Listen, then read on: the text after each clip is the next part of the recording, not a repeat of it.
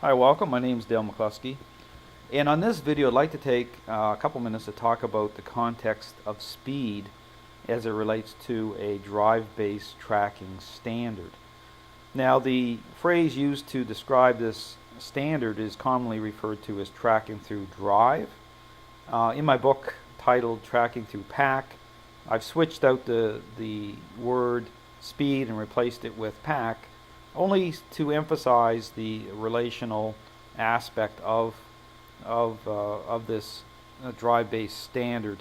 And so when you talk about speed, what I show is very clearly through this framework, through the relational framework, is that it matters in regards to what script, okay, the speed is actually happening through based on the ability to to have the full package, so to speak, so that a trade-off isn't happening between speed and focus.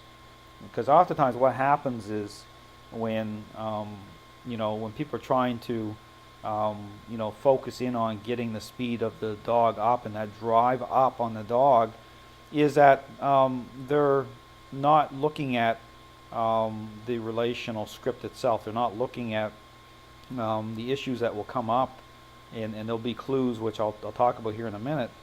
But what happens is they unknowingly sacrifice focus because they're seeing the speed as as kind of like the pinnacle moment when it comes to achieving success. And don't get me wrong, speed is very important, but it's even more critical that it's in right relationship, okay, through the handler, and it's it's relationally defined, okay. It's not just a state of mind that is pushing beyond the boundary lines of the follower script, okay.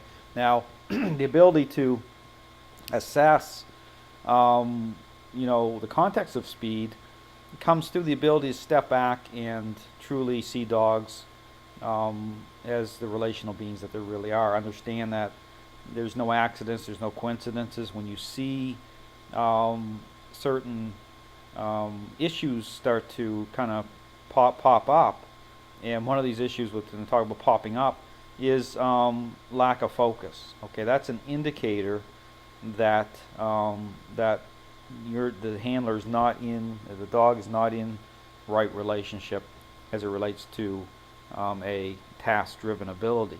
And so what you'll see, well, the indicator here that you'll see that perhaps you have speed, but you've sacrificed focus, and therefore the dog is pushing beyond the boundary lines of this script. You'll see the dog actually start to bring its head up off the track, try to visually look or seek out the quarry, and miss articles during the track, and start to really go down onto the slippery slope, so to speak, of a trailing dog rather than a true tracking drive-based standard. And this is common. This can happen. And don't get me wrong. You can have when you compare, on the kind of spectrum of success, if you do a comparison as to what your success rate will be based on, say, footstep method tracking, which again, with footstep method tracking, you'll get a high level of focus, but you're going to lose speed. But when you look within the context of a police dog, and the success rate, even though the dog's pushing beyond the boundary lines of that script, your success rate's still going to go way up. Okay, even though you sacrifice focus and you got the speed, you're going to have a higher level of success than the footstep method. However, here what I want to really show through this framework is that you can truly have it all. Okay, you can actually work this out and sequence this out in such a way that that there's no trade-offs, and that's a real critical point. So in my book called Tracking Through PAC, I lay out the proper sequencing, okay, of how to set this in motion so that you're going to have speed, but you're also going to have focus as it relates to a true tracking standard.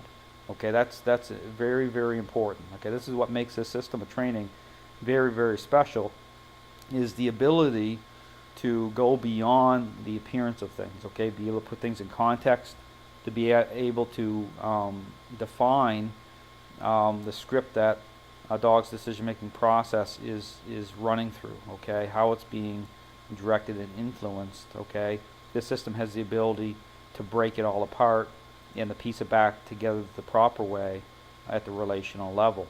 And so again, regardless of where you're at, okay, in your training, whether perhaps you have the speed and you've had issues with focus, ongoing issues with focus, or maybe you have focus, okay, with a slower, more methodical dog, but you lack the speed, or even, you know, you might have a little bit of both going on. This framework can enhance, okay, it can build on your strengths, okay. You can still have the ability to unleash the full drive of the dog, regardless of what people say. Some people say, well, it can't be done because you know, the dog has been trained a certain way, and you know, that's just simply not true. It's the ability, because dogs, again, dogs are, you know, they're governed by nature. Okay, they're not, you know, their thinking doesn't crystallize and entrench in that way that, like a human being, it's different. Okay, even though you'll get entrenchment there, you'll get a certain even through conditioning and a certain level of entrenchment, because they're relational beings. Okay, because they it's like an echo, because they respond to the relationship differently through nature. You can unleash that dog's full potential. Okay, you can still bring it back to basics, so to speak, without starting over again. You know how most people define starting over again, or washing a dog out. If you go into my book, I lay out the, you know, the foundational, you know, tracking framework, the Royal Track. But how it's, you know, when I talk about sequencing, how this is sequenced is really the what defines this framework. Okay, from when you talk about a true tracking standard, it's all about sequencing. Okay, and you won't find another book out there anywhere that really does it this way, sequence it. Because what it does here is it's very deliberate. Okay, when I talk about deliberate, I'm talking about, you know, I talk about speed and, you know, kind of like the dog is pushing beyond the boundaries of that follower script, and you're losing focus. Well, we're actually, how this is sequenced out is, there's actually, during the early process of releasing this drive, we're actually are intentionally allowing that to happen, okay, for a period of time until we unleash the full drive of the dog. Okay, then what we're doing is, again, we're tapping the brakes a little bit, and then that's when focus comes online. Okay, that's when we're getting the dog to invest fully into where, you know, where they need to be in terms of track alignment, to make sure that we're achieving a true tracking standard. Okay, so therefore we're not sacrificing speed and focus. Okay, so that's very, very critical. So therefore, whatever your success rate's at, it's gonna multiply tenfold.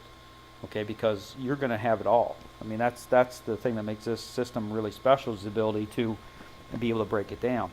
So anyway, I just want to talk about speed. But if you have questions, if you are seeking answers, if you want to, you know, take this system and, you know, kind of use it to unleash the full drive of your dog, your program, you can contact me anytime. Send me an email. You know, it doesn't have to be within Florida. You know, I'm available throughout North America. And this type of enhancement training can be actually done, incorporated within a training seminar or workshop. It's something that actually can be done within a 1 to 2 day type of framework.